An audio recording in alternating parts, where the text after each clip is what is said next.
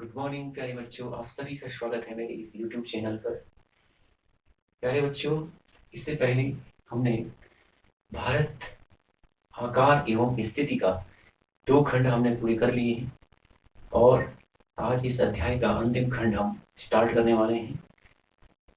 इससे पूर्व भारत के आकार एवं स्थिति से संबंधित जो वीडियो आप लोगों ने नहीं अभी देखी है, इस वीडियो के सब्सक्रिप्शन में मेरा ये लिंक डाल रखा है। आप उस लिंक पर जाकर के पूर्व के 2 पढ़ाए गए वीडियो अवश्य देखें।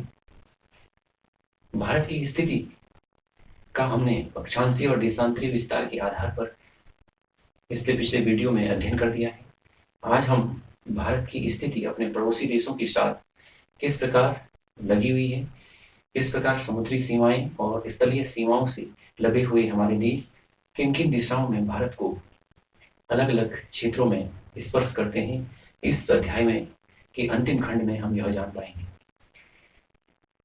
इससे पहले कि हम भारत के पड़ोसी देशों की स्थिति को जानें, उससे पहले हमें यह जानना आवश्यक है कि जो हमने मुख्य 4 दिशाओं का वर्णन किया था, उन 4 मुख्य दिशाओं को छोड़ करके 4 अलग अलग उप दिशाएं जो होती हैं, जिन्हें हम गौण दिशा भी कहते हैं, वह कौन कौन सी होती हैं, इसके बारे में भी हमें जान लेना परम आवश्यक है। तो सबसे पहले हम दिशाओं के साथ साथ उप दिशाओं का भी अध्ययन करेंगे।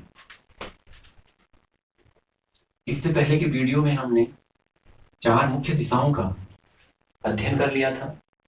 हमारी ये दिशा नॉर्थ और उसके विपरीत साउथ दिशा थी।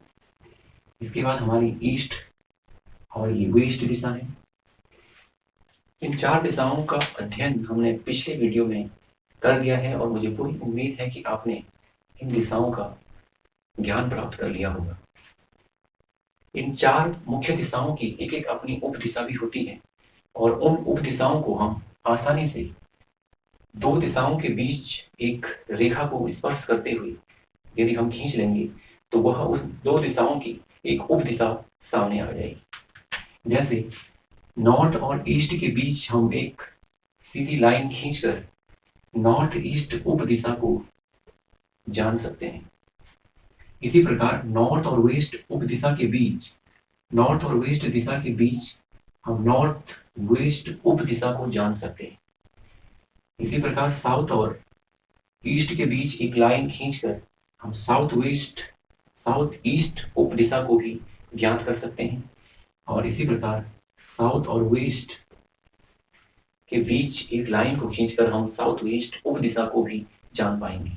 तो इस प्रकार हमारी 4 उप दिशाएं उत्तर पूर्व, दक्षिण पूर्व, उत्तर पश्चिम और दक्षिण पश्चिम 4 प्रमुख दिशाओं के साथ उप दिशाएं भी मौजूद हैं। अब इन उप दिशाओं को हम दिशाओं और उप दिशाओं को मिलाकर इस मानचित्र पर दर्शाते हैं, जिसके आधार पर हम जान पाएंगे कि हमारे पड़ोसी देश भारत की किस दिशा या किस उप दिशा में स्थित है। इस प्रकार से हमने 4 मुख्य दिशाएं यहाँ मेंशन कर ली हैं और उन 4 दिशाओं की प्रमुख उप दिशाएं भी हमने यहाँ मेंशन कर लिया है।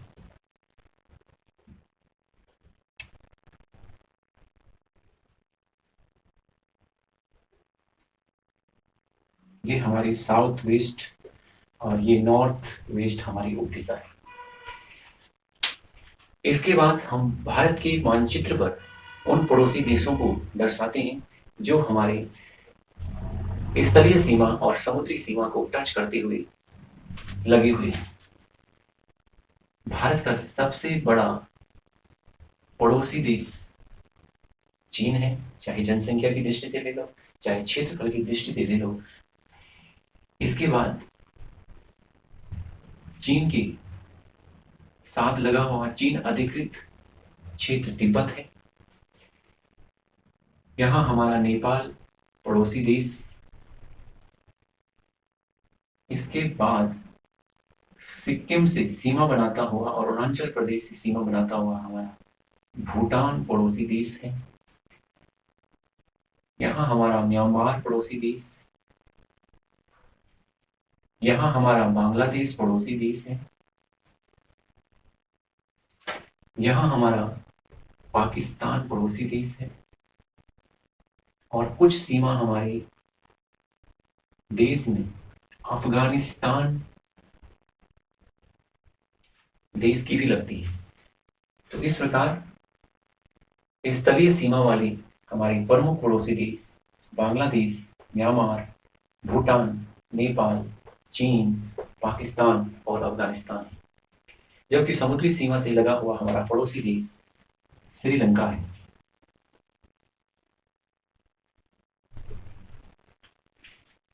इस प्रकार हमने अपने पड़ोसी देशों की मुख्य लोकेशन को भर दिया है।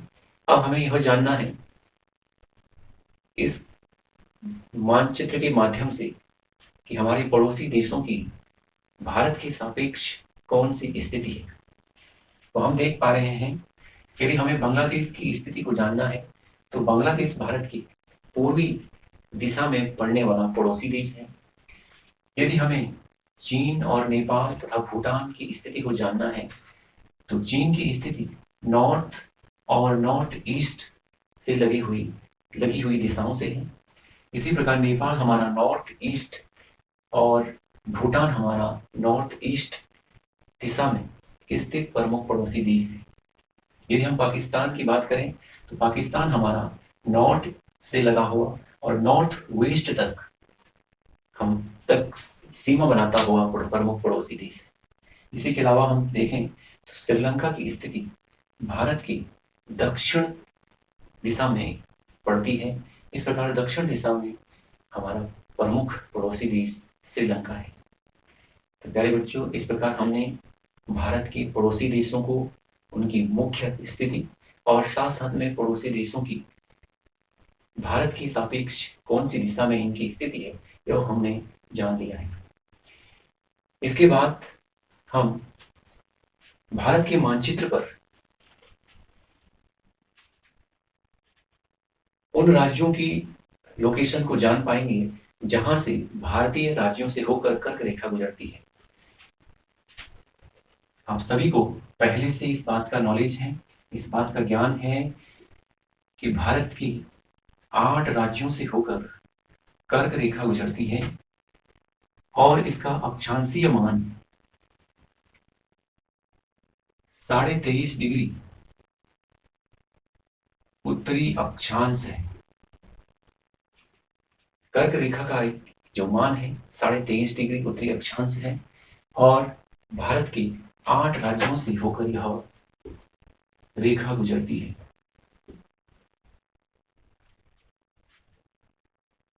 प्रतियोगी परीक्षाओं के लिए साथ ही हमारे एकेडमिक परीक्षाओं के लिए यह प्रश्न बहुविकल्पीय के रूप में एक महत्वपूर्ण प्रश्न बन जाता है। सबसे पहले पश्चिम की तरफ से यह जो रेखा है गुजरात राज्य को क्रॉस करती है।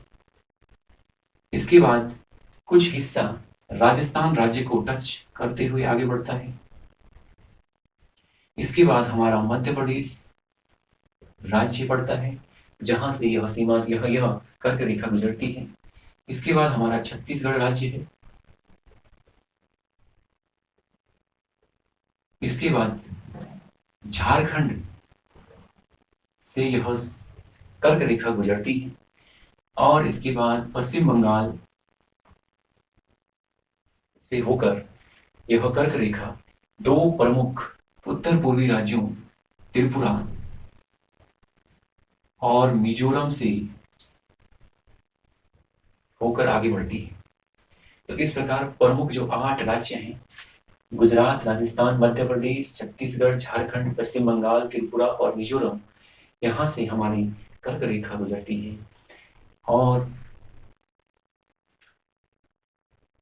यह कर्क रेखा एक काल्पनिक रेखा है जिसे ग्लोब पर 23.5 डिग्री उत्तरी अक्षांश पर खींचा गया है।